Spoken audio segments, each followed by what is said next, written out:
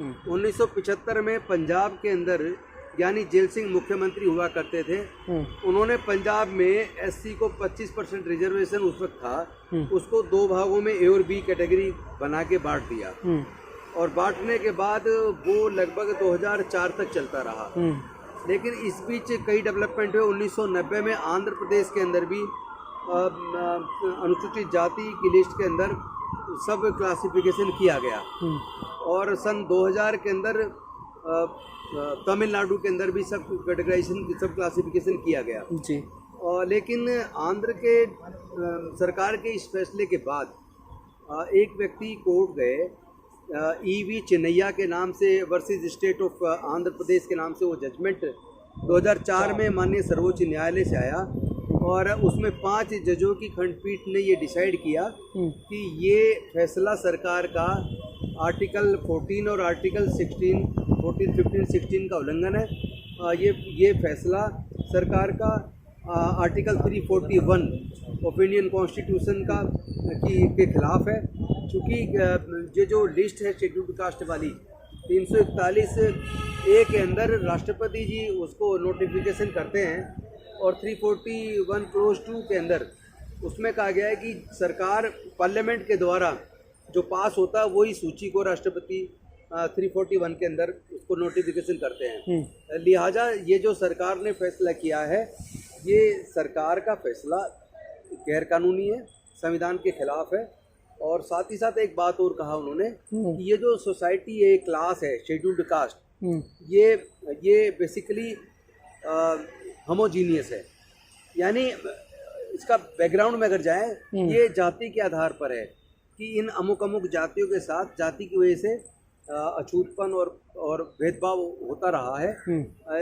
और ये कोई अलग अलग जाति के साथ अलग अलग वजह नहीं है, बल्कि सबका कारण जाति की वजह से होने वाला उत्पीड़न और जाति की वजह से उनको जो शिक्षा से बाकी चीज़ों से वंचित रखा, जिसकी वजह से स्थिति आई। बहरहाल इस 2004 की जजमेंट के आने के बाद जो पंजाब की सरकार के फैसले को देखते हुए जो हरियाणा ने भी ये फैसला कर लिया था, वहाँ भी सब क्लासिफिकेशन किया गया। तो कुछ लोग Punjab and Haryana high court गए और Punjab and Haryana high court ने ईवी चिन्नैया वाली जजमेंट को रेफर करते हुए 2006 में पंजाब की सरकार का और हरियाणा सरकार के उस फैसले को अवैध घोषित कर दिया। इससे जो बात निकली उसके बाद कुछ लोग कोर्ट गए, पंजाब और हरियाणा हाई कोर्ट के फैसले के खिलाफ पंजाब की सरकार सुप्रीम कोर्ट गई। सुप्रीम कोर्ट में 5 जजों की बेंच का जजमेंट 2020 में आया और उस जजमेंट के अंदर उस 5 जज की बेंच ने कहा कि जो ईवी चिन्नैया वाली जो जजमेंट थी वो हमें उसमें विसंगति नज़र आती है। लेकिन चूंकि वो भी 5 जज वाली बेंच का जजमेंट था और ये भी 5 जज वाली बेंच का था, इसलिए ये तय हुआ कि इसको लार्जर बेंच में भेजा जाए। और फिर ये 7 सदस्य एक पीठ बनी जिसके अंदर ये मैटर भेजा गया। और 2022 ये अभी 1 अगस्त 2024 को 7 जजों की बेंच का जजमेंट आया। लेकिन इसमें मज़े की बात ये है कि जो सवाल सुप्रीम कोर्ट के सामने पेंडिंग एडजुडिकेशन थे, यानी कि जो सवाल माननीय सुप्रीम कोर्ट को जो डिसाइड करने थे, उसमें एक तो सवाल ये था कि क्या सब क्लासिफिकेशन करना शेड्यूल्ड कास्ट की लिस्ट के अंदर, क्या ये आर्टिकल 15 और 16 का उल्लंघन है? उसमें उन्होंने कहा कि ये उल्लंघन नहीं है। दूसरा उन्होंने डिसाइड किया कि क्या ये 341 के अंदर जो प्रेसिडेंशियल पावर है ये उसका सब क्लासिफिकेशन उसका उल्लंघन है। उसको भी सुप्रीम कोर्ट ने कहा कि इसका उल्लंघन नहीं है। और फिर ये था कि क्या सरकार ऐसा कर सकती है? इस सवाल का जवाब भी सुप्रीम कोर्ट ने कहा कि हाँ, सरकार सब क्लासिफिकेशन कर सकती है। लेकिन एक ऐसा सवाल जो माननीय सर्वोच्च न्यायालय के सामने था ही नहीं, उसमें कहीं क्रीमी लेयर के ऊपर सवाल नहीं था कि सुप्रीम कोर्ट को क्रीमी लेयर पर डिसाइड करना पड़े। लेकिन माननीय सर्वोच्च न्यायालय ने क्रीमी लेयर के ऊपर भी अपनी तरफ से Indira Sahni versus union of India वाला एक जजमेंट को रेफर करते हुए, जो 9 जज बेंच की जजमेंट थी, उसको साइड करते हुए कहा कि शेड्यूल्ड कास्ट कैटेगरी के अंदर भी क्रीमी लेयर होना चाहिए। यानी कि ये जजमेंट कई बार ऐसा प्रतीत होता है कि ये बिना समाज की एक वस्तु स्थिति को जाने क्योंकि उसमें इस समाज को तो कहीं पार्टी बनाया नहीं, समाज को पार्टी बना के समाज को भी अपनी बात रखने का मौका मिलना चाहिए था। क्योंकि इसकी बैकग्राउंड में जाना जरूरी था कि आरक्षण आखिर आया कहाँ से। इसके बैकग्राउंड में अगर जाना हो तो हम देखते हैं कि 1919 में साउथ बोरो कमीशन भारत में आया, जिसमें डॉक्टर बाबा साहेब अम्बेडकर साउथ बोरो कमीशन से मिले और उन्होंने भारत के अछूतों की स्थिति के ऊपर, उनके हक अधिकार के ऊपर उनको मांग पत्र सौंपा। उसके बाद 1928-29 में साइमन कमीशन आया। साइमन कमीशन से डॉक्टर बाबा साहेब अम्बेडकर और सर छोटू राम और एक और थे, मेरे को नाम रिकलेक्ट नहीं हो रहा, चौरसिया जी, ये लोग साइमन कमीशन से मिले और उनको जाके कहा कि भाई इस देश में अनुसूचित जाति, जनजाति, पिछड़े वर्ग, ये तो अब का शब्द है, उस वक्त ये शब्द नहीं था, बल्कि उस वक्त तो अछूत और साथ में जो शूद्र समाज है, इन लोगों को हजारों साल से वंचित रखा गया, शिक्षा से, संपत्ति से, व्यापार से, और इनके साथ जातिगत उत्पीड़न हुआ है। उनको पानी, सार्वजनिक तालाब से पानी लेने का भी अधिकार नहीं था और उनको मंदिर में जाने का अधिकार नहीं था। उनको अलग अलग तरीके से प्रताड़ना हुई है और इस ग्राउंड पे इनको भी मुख्यधारा में लाने के लिए इनको मौका मिलना चाहिए और इनके लिए अलग व्यवस्था सरकार को, अंग्रेज सरकार को करनी चाहिए। और आपको पता होगा कि 19-20 मार्च 1927 को डॉक्टर बाबा साहेब अम्बेडकर जी ने महाड़ के अंदर चौदार तालाब आंदोलन किया, तो वो भी इसलिए किया था ताकि अंग्रेजों को ये बता सकें कि देखो आपकी सरकार आने के बाद भी आज भी अछूत समाज के लोग सार्वजनिक तालाब से पानी नहीं ले सकते। और 1930 के अंदर कालाराम मंदिर नासिक में जो किया आंदोलन, वो भी इसलिए किया था कि अगर हम इंसान हैं तो आपकी सरकार आने के बाद हमें इंसानियत का दर्जा मिलना चाहिए था। आज भी हमें मंदिर प्रवेश पर वर्जित किया रखा है, हमें नहीं घुसने दिया जाता। तो ये सब इसलिए किया ताकि अंग्रेजों की आंखें खुल सकें। और उसके बाद जो 1930, 31, 32 जो राउंड टेबल कॉन्फ्रेंस लंदन के अंदर हुई, उसमें डॉक्टर बाबा साहेब अम्बेडकर गए और उन्होंने पूरे भरी संसद के बीच वहाँ अपने तर्कों के माध्यम से अंग्रेज सरकार को इस बात को मानने के लिए मजबूर कर दिया कि अगर आप माइनॉरिटीज़ के लिए, सिखों के लिए, ईसाइयों के लिए, मुस्लिम के लिए पृथक निर्वाचन क्षेत्र दे रहे हैं तो फिर देश में अछूतों को क्यों नहीं। अंग्रेज सरकार बाबा साहेब के आर्ग्यूमेंट के बाद कन्विंस हुई और कन्विंस होने के बाद उन्होंने कम्युनल अवार्ड घोषित किया 1932 में, आई थिंक 18 अगस्त 1932 को जी। जैसे ही कम्युनल अवार्ड घोषित हुआ उसके बाद गांधी जी अनशन पर बैठ गए और हालात ये हुए कि गांधी जी की स्थिति बिगड़ती चली गई और डॉक्टर बाबा साहेब अम्बेडकर को धमकियां मिलने लगी कि अगर गांधी जी इस अनशन में मारे गए तो आपके पूरे कौम को कत्लेआम कर दिया जाएगा। और बाबा साहेब पे इतना दबाव बन गया कि अगर गांधी जी मर गए और मेरे पूरे समाज का कत्लेआम कर दिया तो मैं ये सेपरेट इलेक्टोरल लेके क्या करूँगा।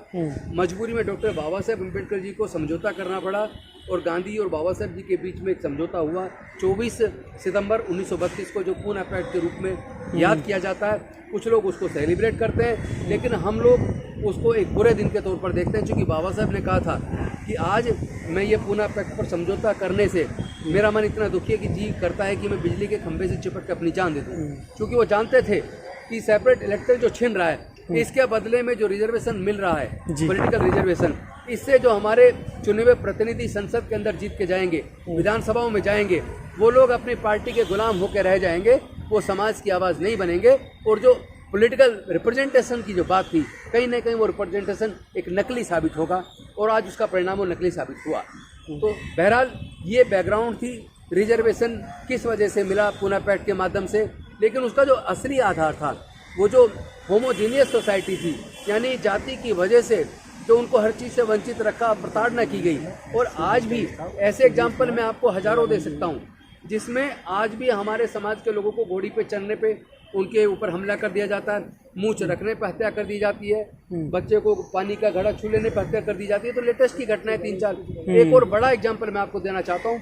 एक IAS ऑफिसर हैं जो आजकल यूपी के अंदर कलेक्टर हैं। अच्छा। लेकिन अब से 3 साल पहले करीब वो IAS बने तो जनरल में उनका नंबर आया 22 रैंक आई उनकी। लेकिन उससे पहले उनका जो रैंक था वो IPS में थे। अच्छा। वो बेसिकली राजस्थान से हरियाणा और राजस्थान के बॉर्डर पर उनका गांव है। उनकी पत्नी IFS ऑफिसर है। जब उन दोनों की शादी हुई तो उनके गांव के लोगों ने कहा बेशक आप IPS बन गए हो लेकिन आपकी बारात घोड़ी पे नहीं निकलने दी जाएगी। क्योंकि वो IPS थे, उन्होंने अपने सीनियर अधिकारियों को कहा, पूरे गाँव को छावनी में तब्दील किया गया। तब कहीं जाकर एक आईपीएस लड़का और एक आईएफएस लड़की की शादी बारात घोड़ी पे छावनी बनाकर गांव को निकली। इसका मतलब ये हुआ कि आज भी चाहे कोई किसी भी पोस्ट पे चला जाए तो जाति उसका पीछा नहीं छोड़ती है। जाति असली उत्पीड़न का कारण है और जाति वंचित करने का कारण है। लेकिन ये जो माननीय सर्वोच्च न्यायालय ने कहा कि ये होमोजीनियस नहीं है बल्कि उन्होंने कहा ये हेटेरोजीनियस है, यानी कि एक तरह से पूरी व्यवस्था जो डॉक्टर बाबा साहेब अम्बेडकर जी ने या हमारे संविधान निर्माताओं ने जो व्यवस्था बनाई थी, माननीय सर्वोच्च न्यायालय ने एक तरह से उस व्यवस्था को बदलने का एक प्रयास किया है। और मैं नहीं समझता कि ये कोई एप्लीकेशन ऑफ माइंड के साथ जजमेंट है। मुझे लगता है विदाउट एप्लीकेशन ऑफ माइंड ये जजमेंट है। लिहाजा इस जजमेंट से कोई हल निकलने वाला नहीं है। इसमें एक बात जरूर है कि कोर्ट ने ये जरूर कहा कि ये अगर कोई भी सरकार हमारे इस फैसले के आधार पर अगर सब क्लासिफिकेशन करना चाहेगी तो हमारे रिव्यू में रहेगी, वो डिसीजन हमारे रिव्यू में रहेगा। सरकार को पहले बाकायदा जाति जनगणना करनी पड़ेगी। यानी उन्होंने जो शब्द इस्तेमाल किया है वो शब्द दूसरे तरीके से एम्पिरिकल डाटा कलेक्ट करना होगा सरकार को। एम्पिरिकल डाटा का मतलब है कि लोगों की किस जाति को कितना रिप्रेजेंटेशन मिला उसकी आर्थिक स्थिति कैसी है, उसकी एजुकेशनल पॉलिसी स्थिति कैसी है, यानी वो सारा डाटा कलेक्ट करना होगा। इसका मतलब जो हम कुछ वर्षों से लगातार डिमांड कर रहे जाति जनगणना, सुप्रीम कोर्ट ने कहीं ना कहीं जाति जनगणना पे इस जजमेंट के माध्यम से मोहर लगाई है। और अगर सरकारों को ये सब क्लासिफिकेशन करना होगा तो पहले उन्हें इम्प्लीकेशन डाटा कलेक्ट करने के लिए उनको जाति की जनगणना करनी पड़ेगी। और मैं तो कहता हूँ कि कर लीजिए। आप तो कह रहे हैं कि भाई जिनको नहीं मिला उनको मिल जाए, पहले पता तो लगे किस जाति की जनसंख्या कितनी है। जो लोग कहते हैं इस जाति को ज्यादा मिल गया, अगर आप देखेंगे जब ये जाति की जनगणना के आंकड़े जारी होंगे तो पता चलेगा जिसकी उतनी जनसंख्या है अभी उसको भी उतना नहीं मिला है। यार ये जो आरोप लगाया जाता है एक जाति को ज्यादा मिल गया, ये झूठा साबित होगा। नंबर 2, ये जो नॉट फाउंड सुटेबल करके लोगों की वैकेंसीज को खाली रखते हैं और बाद में डी रिजर्व करके जनरल कैटेगरी को दे देते हैं। नंबर 3, आपने पूरे देश के अंदर ठेकेदारी प्रथा लागू कर दी है। तो जो ठेकेदारी प्रथा लागू हुई है तो लोगों को नौकरियां मिल कहाँ रही है, सब कुछ ठेके पे जा रहा है और ठेकेदार उनके तनख्वाह का भी आधा पैसे खा जाता है। तो वहां तो सरकारें भी चुप हैं और कोर्ट भी चुप है, कोर्ट भी न्याय नहीं दे रही है। कोर्ट ये भी नहीं देख रहा कि देश की सारी सरकारों ने मिलकर शिक्षा को इतना महंगा कर दिया कि इन वर्गों के 99% लोग अनुसूचित जाति जनजाति के हायर एजुकेशन ले ही नहीं सकते। तो जब वो क्वालिफिकेशन ही अर्जित नहीं कर पाएंगे तो उन बड़ी नौकरियों में वो लोग कंपीट भी नहीं कर पाएंगे। तो क्वालिफिकेशन उनके पास आएगी कहाँ से जब उनसे पढ़ाई आपने शिक्षा को महंगा करके सरकारों ने पढ़ाई को छीन लिया है और ठेकेदारी प्रथा लाके और देश के सारे सार्वजनिक उपक्रम की कंपनियों को बेचकर उन्होंने नौकरियों के रास्ते को भी बंद कर दिया है। इसका मतलब ये जजमेंट भी छलावा है और सरकार के सारे ये निर्णय छलावे हैं। सरकार जानबूझ के एक साजिश के तहत अनुसूचित जाति जनजाति के लोगों से नौकरियां भी छीन रही है, प्राइवेटाइज करके ठेकेदारी प्रथा लागू करके और शिक्षा को महंगे करके उनसे पढ़ाई भी छीन रही है। तो आज मैं अपने पूरे दलित पिछड़े आदिवासी समाज से हाथ जोड़कर निवेदन करना चाहता हूं, ये हमारे बीच में झगड़ा करवाने की साजिश है। आप लोग आपस में प्यार मोहब्बत बनाए रखिए। और ये इसलिए भी चिढ़ रहे हैं क्योंकि पिछले कुछ लंबे समय से जो सारे हम लोग संगठन मिलके सारे लोग मिलके हम जो कोशिश कर रहे हैं SC ST OBC में एकता है और वो एकता कुछ आती भी दिखी है जिसका रिजल्ट इस बार के लोकसभा के चुनाव में देखने में भी आया। इस बात से कहीं ना कहीं घबराहट उन दलों के अंदर है जो लोग जिनको लग रहा है कि वो चुनाव में हारने वाले हैं। इसलिए कई तरीके की साजिशें चल रही हैं। जरूरी नहीं है कि सर्वोच्च न्यायालय उच्च न्यायालय के अंदर जो जजमेंट होते हैं वो जज अपने दिमाग से ईमानदारी से देता है, क्योंकि वो भी इंसान है, उनको भी डर पैदा होता है, उनकी भी फाइलें केंद्र सरकार बना रही है। तो किसकी जज से क्या क्या फैसला करवा दिया जाता है इसका पता नहीं चलता। जब आर्ग्यूमेंट होता तो जज कुछ और बोल रहे होते हैं और जब जजमेंट आता तो कई बार कुछ और होता है। तो बहुत सारे जज अच्छे होते हैं लेकिन बहुत सारे जज बायस्ड भी होते हैं। चूंकि मैं एक एग्जांपल देके बताऊंगा, एक रेप के केस में एक हाई कोर्ट के जज ने डिसीजन देते हुए कहा कि ये जो बलात्कार की घटना जो हमारे सामने आज विचाराधीन है, ये लड़की दलित है और बलात्कार करने वाला अपर कास्ट का है और स्वर्ण जाति का आदमी कभी भी दलित से बलात्कार कर ही नहीं सकता क्योंकि उसे छुएगा तो पवित्र हो जाएगा। ऐसा तर्क अगर हाईकोर्ट के जज देते हैं तो उस जज को मैं नहीं मान सकता कि वो जुडिशियस कैरेक्टर वाला जज है। मैं समझता हूँ वो जातिवादी मानसिकता वाला जज है। और अगर हाईकोर्ट और सुप्रीम कोर्ट के जजेज अगर वेदों को और मनुस्मृति को अगर जायज ठहराते हैं या उनका रेफरेंस देते हैं अपने जजमेंट के अंदर, इसका मतलब ये हुआ कि वहां भी न्यायिक चरित्र नजर नहीं आता। कुछ जज बहुत अच्छे हैं जो कानून से चलते हैं, जुडिशियस जजमेंट देते हैं, लेकिन कुछ जज ऐसे भी हैं पता नहीं किस दबाव में उनके जजमेंट में न्याय नजर नहीं आता। तो मैं कहना चाहता हूँ पूरे दलित पिछड़े आदिवासियों से ये हमें आपस में लड़ाने की साजिश है। आपस में नहीं लड़ना है, आपस में मिलजुल के रहना है और मांग ही करनी है सरकार से। तो आप मांग कीजिए कि हमारे पढ़ाई का खर्चा, हम जितना भी पढ़ना चाहें हायर एजुकेशन का, वो सरकारें उठाएं। साथ ही साथ जो सार्वजनिक उपक्रम की कंपनियां बेच दी गई हैं उनका राष्ट्रीयकरण किया जाए, और ठेकेदारी प्रथा खत्म की जाए, बैकलॉग भरा जाए, नोट फाउंड सुटेबल करके जो डिरिजर्व की जाती है, इस तरह की जो घटिया मानसिकता उसको बंद किया जाए और आपस में प्यार पैदा करें, रोटी बेटी का रिश्ता करें। हाँ, फिर भी अगर कोई ये देखने में सर्वे से आता है कुछ जाति वास्तव में पिछड़ गई हैं, तो निश्चित तौर पर सरकारों को ऐसी जातियों को आगे लाने के लिए कुछ ना कुछ योजना बनानी चाहिए।